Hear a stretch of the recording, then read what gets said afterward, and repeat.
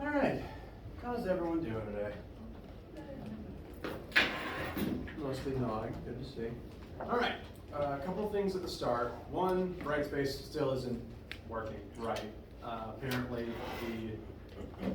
the IT is just having to take a minute to make sure everyone gets funneled into the right class. Apologies on behalf of the school for the issues with that.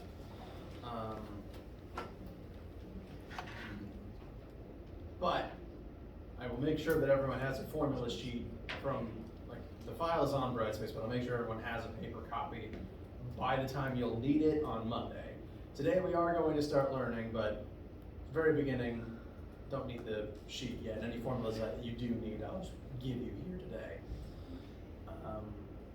So stay tuned for Brightspace. Apologies about that.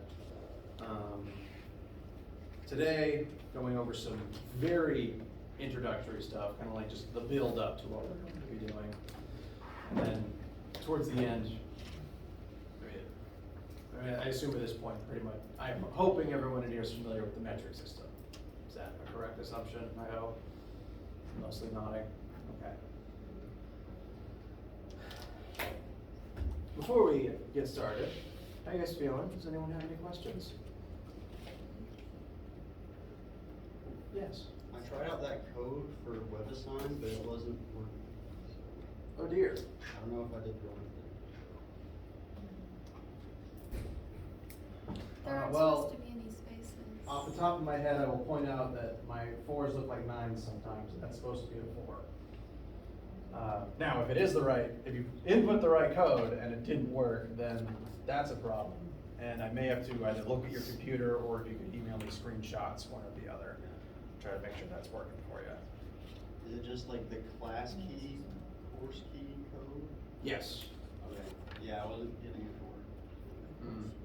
I copied it from the syllabus and it worked, so it might be better. Is it a space in between the SC? No, it's presby.sc space Oh, okay. 0488 space 9781. Okay, I didn't get the space. That's I got in there all together.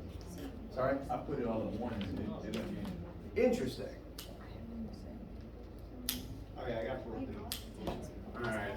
Every year, I always have to email them about a technical hiccup that someone has. Do not hesitate to tell me about any issues you're having so I can make sure to yell at them.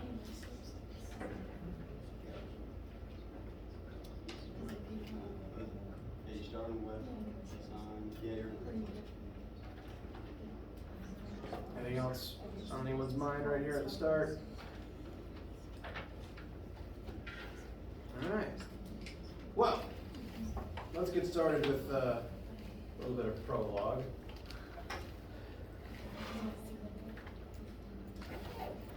Welcome back to physics. Nice to have you all. As I said on Wednesday, what this particular course is mainly going to focus on is what I call mechanics. The basics of physical motion and the forces that cause motion in the three-dimensional universe around us. So, we'll be using math to examine the universe, namely motion and force within the universe. And as a result, the first things we're going to start covering are vectors and vector motion. Now, before we do any science, it is important to at least review the scientific method. I have a point with this, don't worry.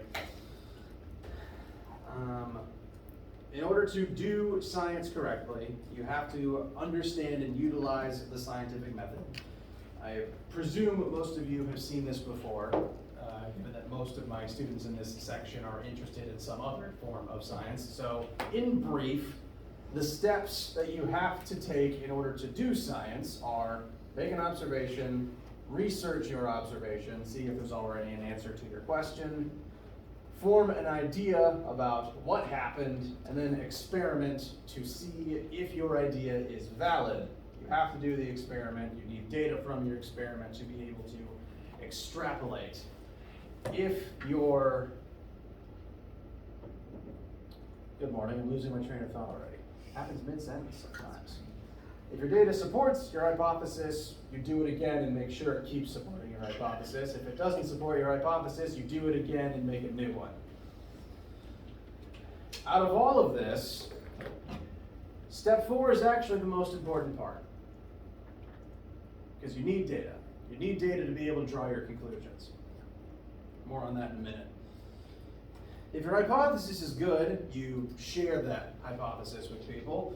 And if the people you share it with generally agree, they keep testing your hypothesis and things go well, eventually it becomes a theory, and then if it goes unquestioned for a century or two, it becomes a law. The main thing I'd like to discuss in relation to this the steps here, and how I'd like to describe physics using these steps, is that you have to go through a lot of work for something to become a law, to become a scientific law. And this, if you follow the chain backwards, if we start at the end and go back to the beginning, all of the laws of physics were previously theories of physics.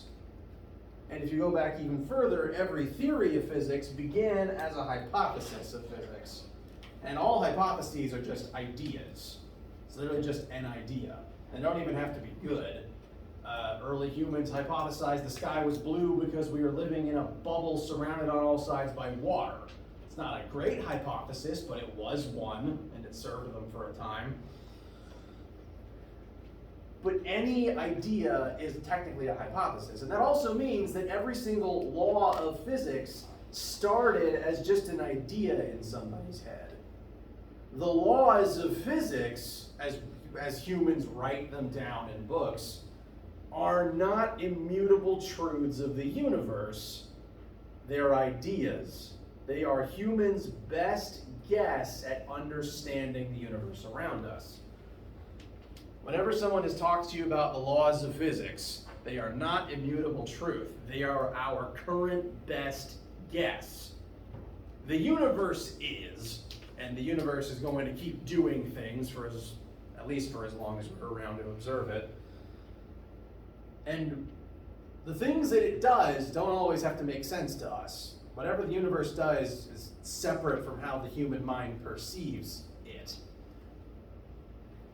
Physics, the study of physics, is the act of trying to understand the universe, of trying to explain it. And so the laws of physics that you've been given your whole lives, again, are just our best guess, our best current guess at how things work. Meaning, physics can be wrong sometimes.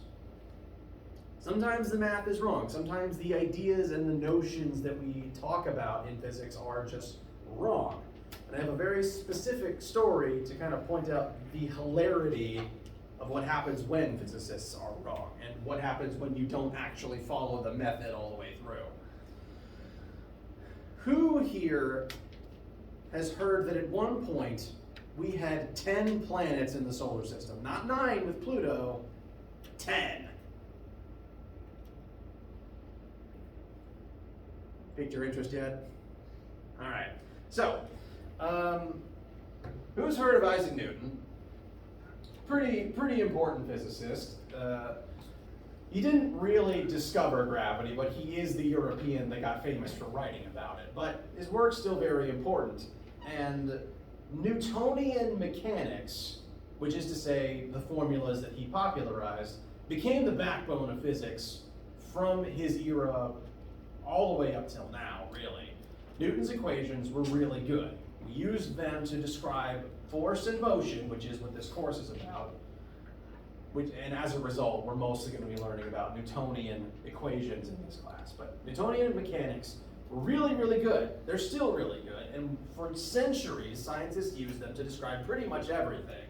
If you can see something moving, if there's forces involved, some of Newton's work would be able to help you figure out what was going on. And they worked 99.99% of the time.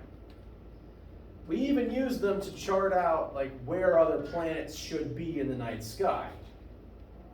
Even 500 years ago, our telescopes were good enough to be able to look at the sky, know that's Jupiter, and tomorrow night I can do the math from Newton, and it should be there. And they were right. It worked for every planet that we could see. Except one. Guess which one? Pluto's a good guess, but we didn't know it existed until a century or two ago. Good guess though. Main problem is we just couldn't physically see it. It's too far out, it's too dark. Sun is not a planet. Also a good guess though. It is also very weird for reasons I'll explain later. It's actually Mercury.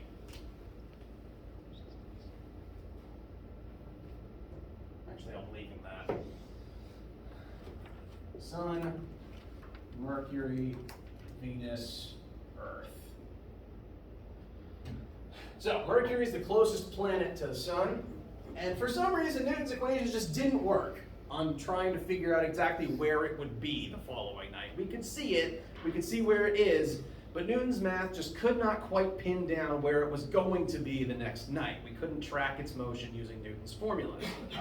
Physicists didn't really want Newton's formulas to be wrong, because they were good formulas. We'd literally been using them for centuries. This was happening around around the 1800s we were having this problem. And for centuries, Newton's formulas were all we had and all we needed. We didn't want them to be wrong. We didn't want to have to go back to the drawing board. So, here's what physicists did. Rather than take new data, try to figure out some alternative, they decided, nope, Newton's laws has to be it. There has to be something we're not seeing. Rather than record new data, we're going to make some assumptions that aren't really representative of reality. They used the existing formulas and ran some new, very hypothetical, very wrong math, and decided that if there was an extra mystery planet exactly on the opposite side of the sun, that its gravitational effect would be changing Mercury's orbit in conjunction with what we were observing. They did enough math to be satisfied with the conclusion that the gravity from mystery planet would cause Mercury to appear where we saw it in the sky. There's no evidence that this planet existed. They can't see it because conveniently it's always on the opposite side of the sun. That's convenient. But they just assumed it had to be there because it's the only way that Newtonian mechanics could explain what's happening here.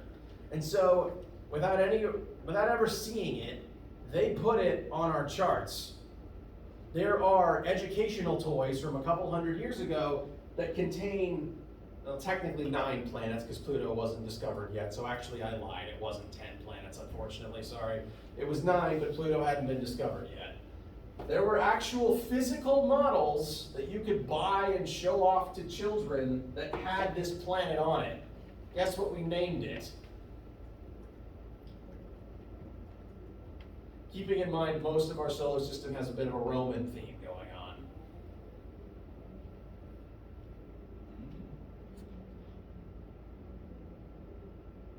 Vulcan. Planet Vulcan. Which, if you enjoy Star Trek, may sound familiar. Gene Roddenberry actually named Spock's homeworld after this fake planet that isn't actually real.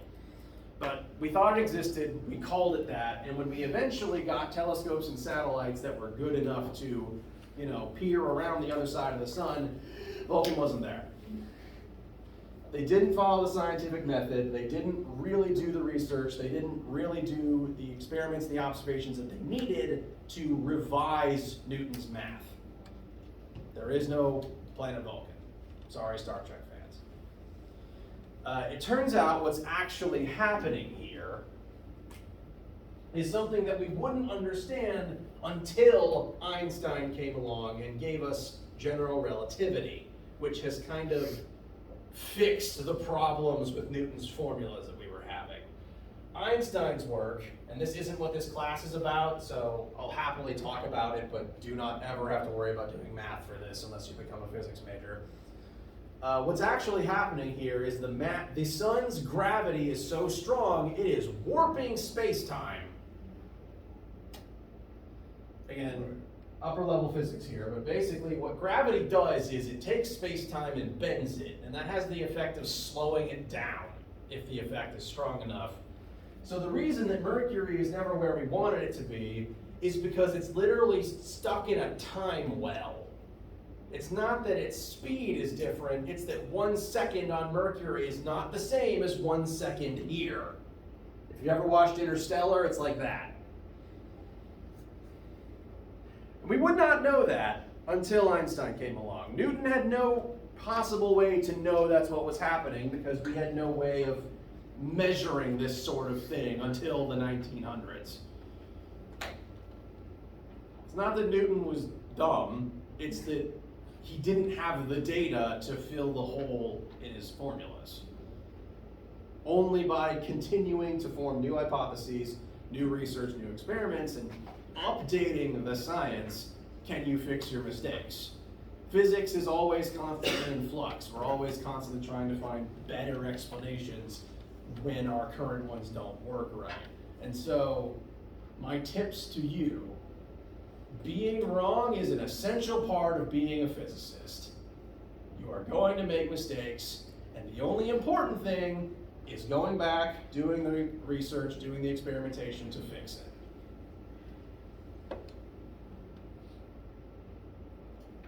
Questions so far? I try to tell you this story as a comfort. It's okay to make mistakes. Literally, we made a pretty big mistake. We thought there was an extra planet in the solar system. I mean, yikes. So, I guess feel so far. Okay. Now, according to the scientific method, in order to do it properly, we are going to need to perform experiments and record data. And in order to do anything of value with data, we need measurement systems. In this class, that system is going to be the metric system. I've got the bulk of the metric prefixes here. We're only going to need, for the most part, the classic ones you're probably familiar with, kilo through milli. King Henry died. The blue line is based by drinking chocolate milk. And our first assignment is going to be a group algebra review in lab next week. We'll be brushing up on this, dusting off all the cobwebs. Lost my train of thought again. Keep me till it's Friday.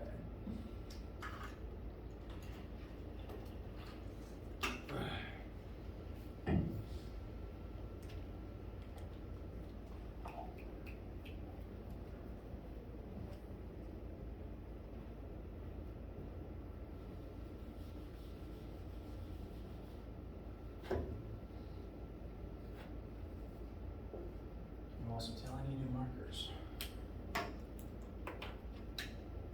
Better.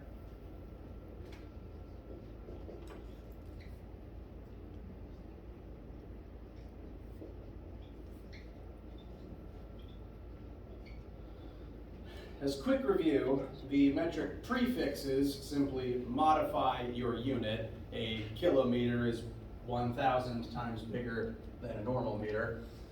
But that's only half of the metric system. The other half is the actual units that you attach those prefixes to. At least our first batch of standardized metric units we're going to be sticking with in here are meters for distance, liters for volume, and grams for mass. Other units that we'll be adding on to this list include seconds, because time is pretty important to measure, and in the coming weeks, newtons for force.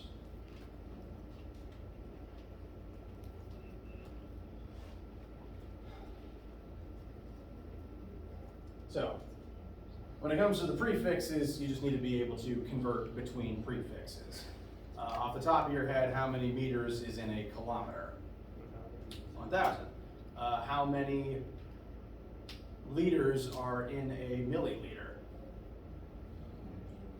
1,000. 1,000th. Very good. Now, if you haven't used these recently, it's fine. Long summer.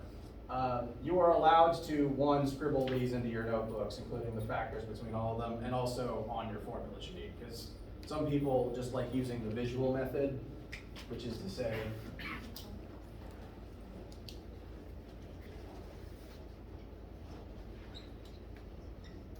have a lot of students just put this at the top of your formula sheet and physically leapfrog decimal points backwards and forwards. Totally valid.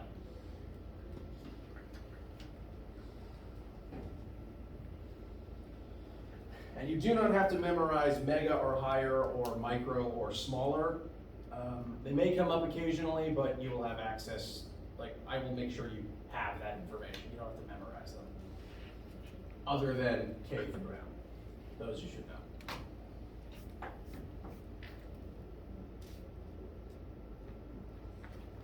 Questions for right now?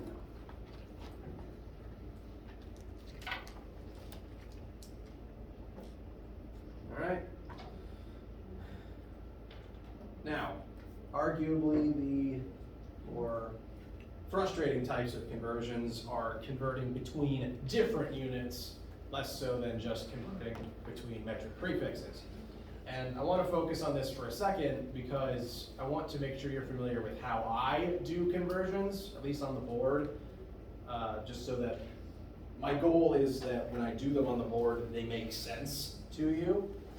Everyone has a different tactic for doing conversions, and honestly, what you do on your own work is totally fine by me. But I have my own specific method, and occasionally some students just stare at it and it does not make sense to them, which is fine. I want to just try to go ahead and show it to you now so it hopefully makes sense as the semester continues.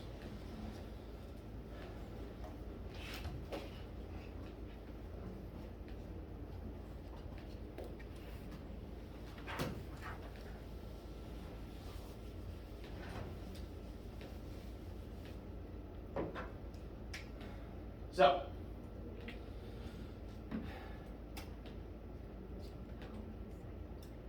start off with how many seconds are in a day. You probably got that one. You may have that one memorized.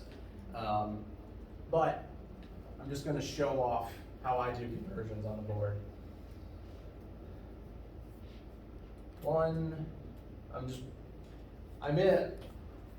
I am just stuttering all over my words today. I apologize. Whenever I do problems on the board, I am in the habit of writing out all the variables and conversion factors that I need to one side so that I can refer back to them as needed.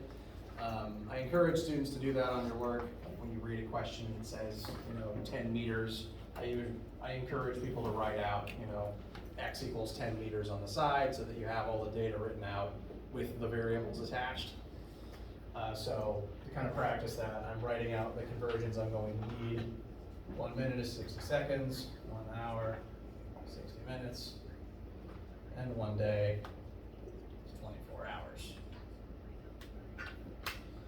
So, conversion factors are listed here, and I'm going to use them to get from 1 day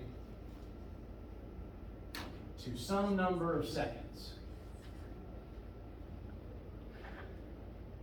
You can just multiply all the numbers together. I'm just visually showing off the tactic that I use for these things, so that in more complicated cases it makes sense. Now these statements here are equivalencies, correct? The definition of 1 day is a 24-hour period. The definition of 1 hour is one 60-minute period, correct?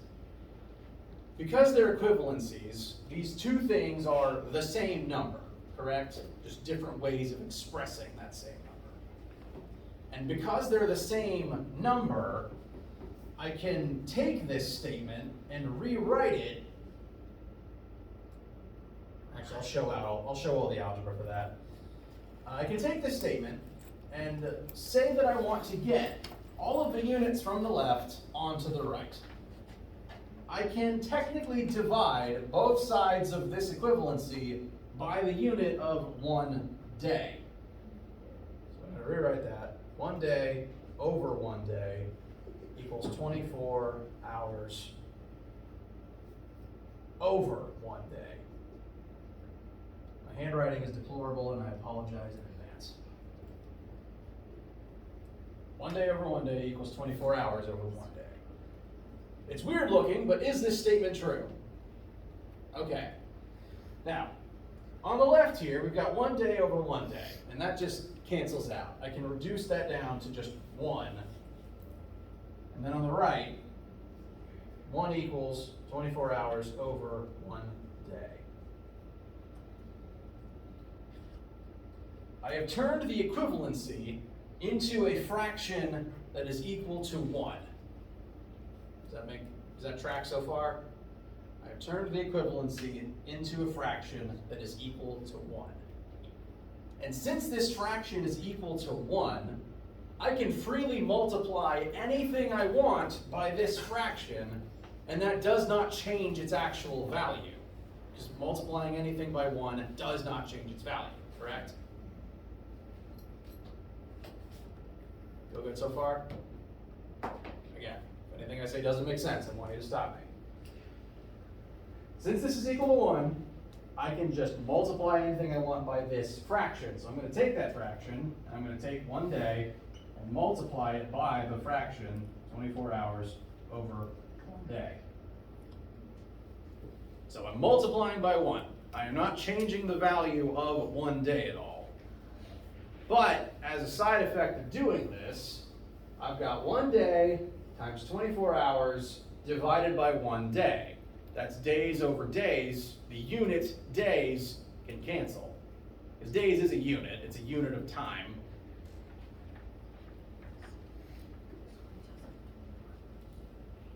And after doing this process, 1 times 24 divided by 1 would convert days into hours.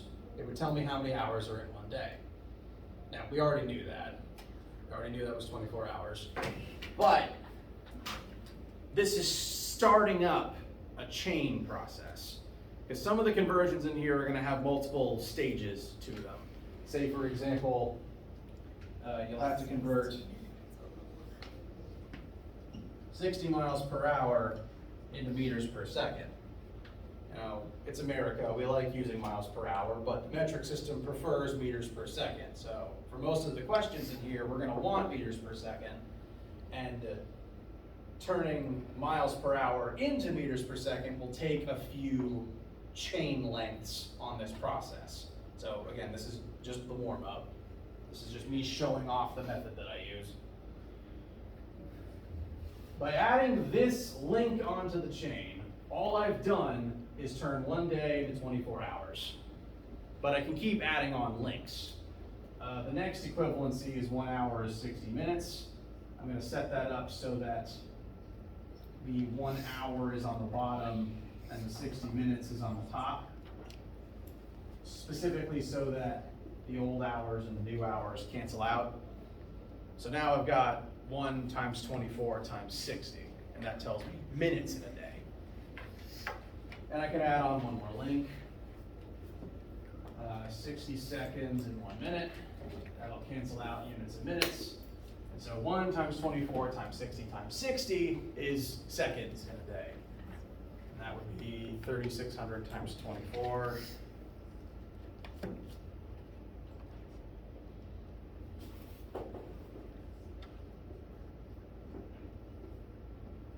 $86,400, which you may have known depending on your taste in music.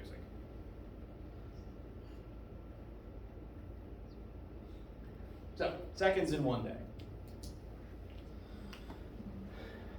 I use this, sometimes I call it a chain style, sometimes I call it fence posts, sometimes I call it railroad tracks.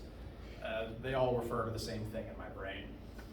This is just the method that I use visually on the board to demonstrate the conversions. And I find it more convenient when there's slightly more involved conversions, because here we would have to do one link to turn miles into meters, and then another link to turn hours into seconds. So, I'm just demonstrating. You don't have to use this tactic, I just want to make sure it makes sense to you when I put it on the board. Feel okay so far? If we change it to 5 days, the first one, would it still work the entire thing? It would still work. Yeah, so if we wanted to find the seconds in 5 days, we would start with that initial number, 5 days. We go through this whole process, and we still cancel out successively days, hours, and minutes, and ultimately it would be pretty much the same thing, but you multiply by 5 instead of by 1, and you'd get 5 times the answer. So you can start with anything, and as long as you have all of the equivalencies, you can eventually cancel your way to the unit you want.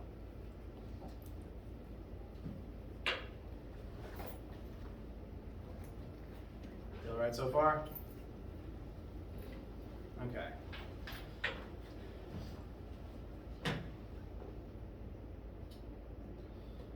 So, does the method feel okay, and any issues finding seconds in a day? Okay. I got another conversion up here, it's a slightly different one. I want to show off this one for a slightly different reason. Here we have a rectangular building lot measuring 1.00 times 10 squared feet by 1.50 by 10 squared feet. Determine the area of this lot in square meters. Assume 1 meter is 3.3 feet.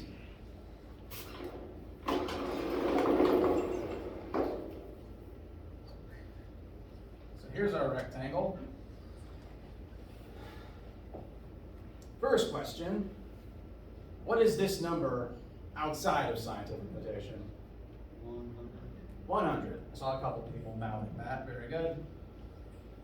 And what's the other one outside of scientific notation? 150. Very good. And so, keeping in mind these are feet by feet. So, channel your inner middle school algebra class. What is the area of this lot? 15,000. Very good. Area is length by width, so 100 by 150.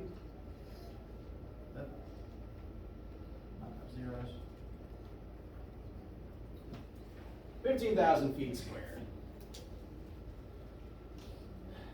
Cool, we done? No. And not quite.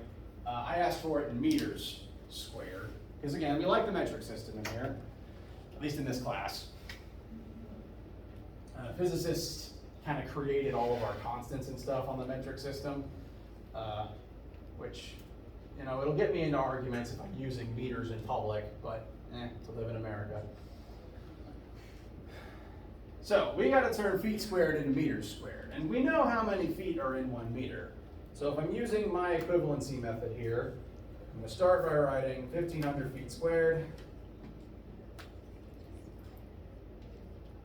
I want to cancel out feet and leave myself with meters. So 1 meter is 3.3 feet. I'm going to turn that into a fraction with feet on the bottom to cancel out the feet that's already here. So 1 meter is 3.3 feet. You can take the equivalency and put it either way, but only a specific orientation will cancel out the old unit and leave you with the one that you want.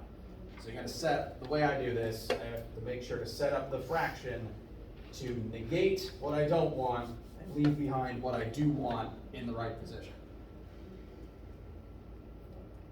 So, setting it up like this, feet will cancel and leave me with meters. So, are we done? Yes, square. Very good. Feet squared divided by feet times meters does not create meters squared, because feet squared is feet times feet. If this is all that we do, if we just take 1,500 and 15,000 and divide it by 3.3, our final answer isn't in meters squared yet. It's going to be in meters times feet, because this feet only cancels out the squared. So we're doing this one to bring this to your attention. Pretty early on, we're going to be dealing with units that are squared. So if this is all we do, we have units of feet meters, which I think will make everyone mad, because that's not a thing. Canadians won't like it, Americans won't like it. So, got to do it one more time. Just add one more chain link on there to cancel out the other foot and leave us with meters times meters, which is meters squared. So, this is just my first tip. If you're ever converting a unit that has an exponent on it, make sure you convert it the same number of times as the exponent. So we have to divide by 3.3 twice, and what's that gonna give us? 1,377.4. Correct.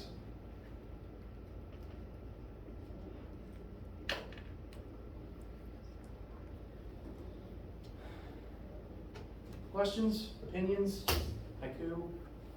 Yes? This could be totally stupid, but could you find the square root of 15,000 and then just do it from there?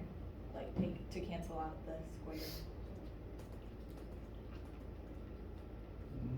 No.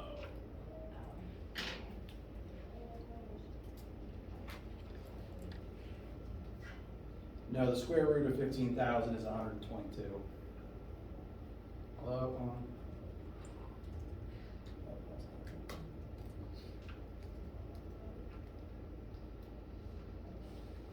There's an interesting seed of an idea there, but that would not be the only thing. I'd have to play around with that algebra.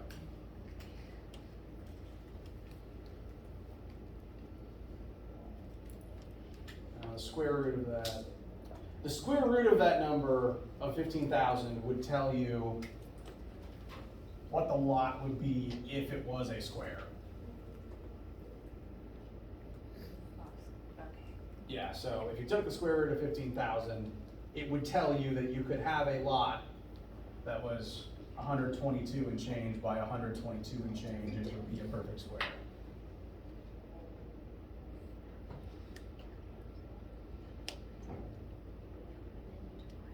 Interesting information, just not what I asked for.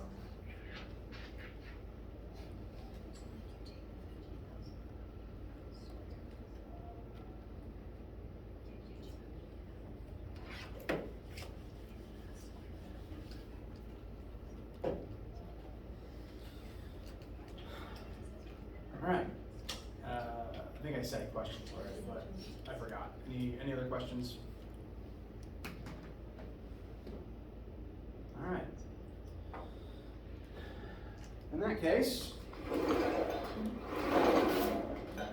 we're about at the end of lecture today, and I definitely don't want to hold you up on the first Friday of the term. So we're just going to end by me introducing what we're going to be doing next week. Sound good? All right.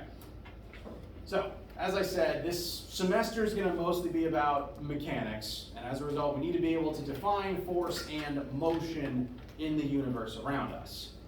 Now, said universe is three-dimensional in nature. You've heard that term before? All right. Our physical space is comprised of three dimensions, those being x, y, and z. You can describe the distance between any 2 points as some 3D distance along these three axes, and all three-dimensional objects have some width, height, and depth within each of these axes. So, in real life, we live in 3D space. And that means that there's three axes, three dimensions that you have to keep in mind if you're doing full-on three-dimensional physics. We're not starting with 3 dimensions, we're going to start with 1. We're going to start next week with one-dimensional motion, which is to say, motion forward or backward in a straight line. And then eventually, week after next, we will move on to 2-dimensional motion, which is motion in 2 axes at once. We're not actually going to really mess with 3D motion in here, just because that third dimension makes things even more exponentially more complicated. So for this class, we're going to stick to 2D. But just keep in mind, reality is 3D. You are 3D creatures. So next week, we'll be looking at one-dimensional motion, talking about displacement, velocity, and acceleration in one dimension, looking at the formulas that relate these concepts to each other, and also reminding ourselves what a vector is. Questions? All right. Make sure there's nothing else I wanted to absolutely mention today.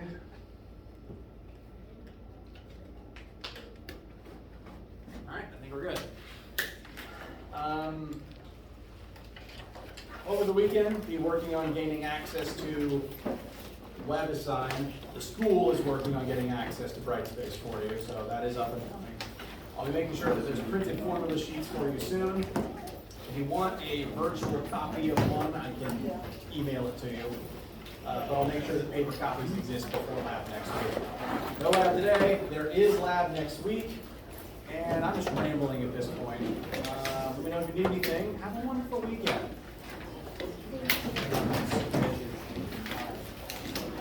See, time is a fourth dimension. It's a fourth way you can measure things. However, we don't live in four-dimensional space. There's not a letter after Z to name the fourth axis. But you're not wrong. Time is a dimension. It's just not a spatial dimension. Yes. I do have hypotheses about what the fourth spatial dimension is or means, though. But that's pseudoscience. That's not what this class is about. Well, Squirtle beats Bulbasaur, so that's 1 point in my favor. But, okay, turtles are good. Blastoise is good. Realistically, I'd probably want a Blastoise, but Squirtle's just too cute. Blastoise needs an Olympic swimming pool to be happy. I don't have that, actually, come to think of it. Also, a jet, like, if it just needs to test fire those hoses, it will destroy whatever it gets. The water pressure on that is absurd. I don't know. It needs to be able to control the water pressure because the number stated in the Pokedex would demolish the building before it puts it out. You can't because there's like hydro pulse, there's water pulse, there's water guns, so we can definitely control the levels of it. That's true. Just use a different attack. Exactly. I would go into a scout power. You too. Is there any way you can add the WebAssign to the textbook store? Because for Not that I've found. because one of my other classes had like our WebAssign on here, and like Willow's computer had the WebAssign on hers next to the physics book. Like she had it on there. What? Oh, no. But I like use like book vouchers to buy my books. Right. So like I have to do it through the. Okay. Some editions of the book do come with WebAssign access, and technically, since the homework isn't coming out of the book, it doesn't really matter to me which edition of the book you get. So, like if there's a different vendor who's selling a copy of the book that does have WebAssign access, or really a copy of any book that has WebAssign access, you could. My hope would be you could use the voucher for that instead, rather than specifically the used copy that I'm listing here. This is the old copy that all of our notes are based on, but strictly speaking, if you need the WebAssign access and you have to get it through a bookstore, I would just recommend getting any book that has a WebAssign code.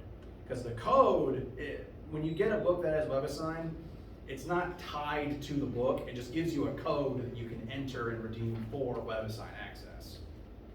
At least that's how I'm used to it working on the teacher, on the student side. I just didn't know because like Willow's had her thing like right next to it. Interesting. On her like physics like thing and like the bookstore. And like that's how my like one works. Like I just bought it through here. And like that's how Spanish worked. I like bought the like super site thing through the bookstore. So I was just like wondering if there was any way. That's so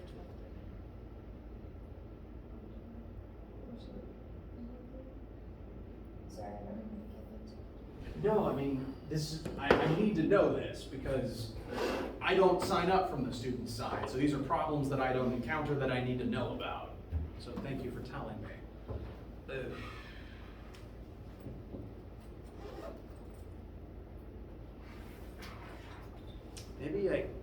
Okay, so I was under the impression that you could use this site to get any book, even if it's not the one that I listed. If that's not the case, then I need to list a version that comes with WebAssign. Yeah, cause like when I got Y'all can do it. You too, thank you. like I bought a textbook because I like reading like a textbook instead of like having to do stuff online. Right. And like I knew that I'd have to be, like I knew that I'd have to do the online thing, but then when Will was like, oh, I just got it through the bookstore, I was like, oh, like that's weird, like I don't know why mine's not showing up. Yeah, I'm not sure either. Okay. So I was just wondering if there was any way you could like put it like in our course then. Maybe, I might be able to, He said, if I have a book lecture, I plan to use that. yeah. Use like $100. Every semester or two, I have to get into a fight with the office about how to let students use textbook money for this. It's like, I have so many textbooks this semester. Yikes. I've already spent $700 on textbooks. Oh I god, hate that it just so makes much. me cringe. Cause our quant stuff is expensive. I like go through every other avenue before I buy a textbook. That's what I was about to ask you about, because. Yeah, but sometimes people's scholarships funnel the money straight into the bookstore rather than into their pocket. That's how mine works. To make sure that you're using it actually for something like education. Yeah, like I mean, like I have some that goes towards my tuition, but like then a lot of it Can I goes. check which section? Oh, you yes. got? See. But then like I get, well usually, okay, so usually how it works is like I get $400 for books. And then if it exceeds $800, like my textbooks, I'll get another 400. But the biochem teacher just got added to the, like everything recently. So I don't know what's happening. So you know how Brightspace funneled a bunch of people into Dr. Edwards' classes because he's technically attached to some of my labs? Yeah, that's what happened to me. It appears as though That's what because happened to me too. now a couple of months ago when I made the textbook listings and I listed, optional in here, I had control over all of the courses. However, now that the semester has started, it appears that half of them have been taken away from me and sent into his account. And you're in one of them. And that's probably why then you don't get the access. Yeah. Is the textbook I bought you the right one? Yeah, that ISB, like that is the right Like, edition, yes. It just, if you're getting.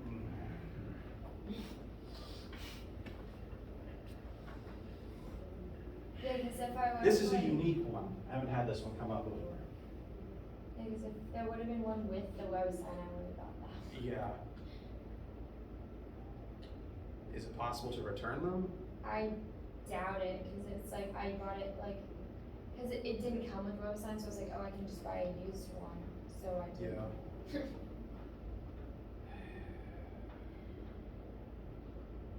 And a quick solution is not coming to me right now, though. I may have to get Okay. back to you.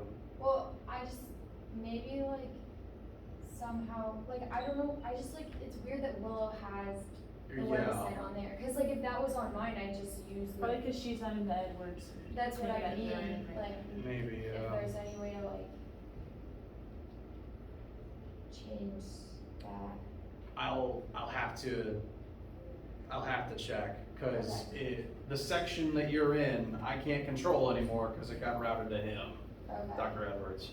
So, Maybe if you talk with Dr. Edwards, you can see. yeah, I'll need to find him. I'm very sorry for this No, it's whole okay. situation. Textbooks suck. They do. That's why I was trying to avoid needing one. However, they still made the whole industry bad. Okay, I again apologize It's for the okay. situation. Should I just like not get it until I can figure it out? Like, when is our first thing due? Oh, well, the thing about the homework is it's not due until the end of the term. So like. So this won't be affecting your grades. Now, the sooner you do get access, the sooner you can start working on it. Yeah. But, Well, I- and we lose vouchers after the ad drop period ends. boy. Oh my god, that's so annoying. Yeah. Does that money just evaporate? That's evil. That's evil. Okay, in that case, I think then I just need to quickly find Dr. Edwards, with him to change the Sorry, book to I didn't mean one. to give you Well, another job. I mean, it is my job to make sure this works, and It's not working unless it's charged. this is a problem I needed to be told about. So for that, I thank you. Sorry, thank you. Thank you for telling me. I am sorry for the situation. No, it's all good. I just wanted to make sure, because I get this one, but I'm not accessing exactly like it was. It's just access to everything I need.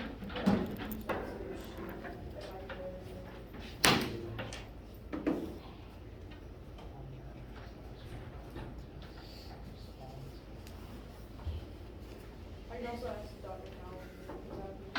Right, because I think on this one, you're purchasing both books separately, and that's why it's more expensive. I think on this one, you just get like. Yeah, it's full everything, one. I understand, there's so much. Because here you're buying this textbook, and this is 183, and this textbook is 111, that's why it's just combining the total. If you get this one, then you get all three of them, which is why it's like 144. You know what I Okay, mean? yeah, so I think what this is saying is you get the 2 e-books on one purchase and WebAssign access. Yeah. I think it just gives like a deal. And honestly, the WebAssign access is, at least for one course, the most important, the most expensive I part. was all care about. Okay. Oh, yeah, this is. Unless you want a physical book, that option seems Did you say we should cheapest. Yeah.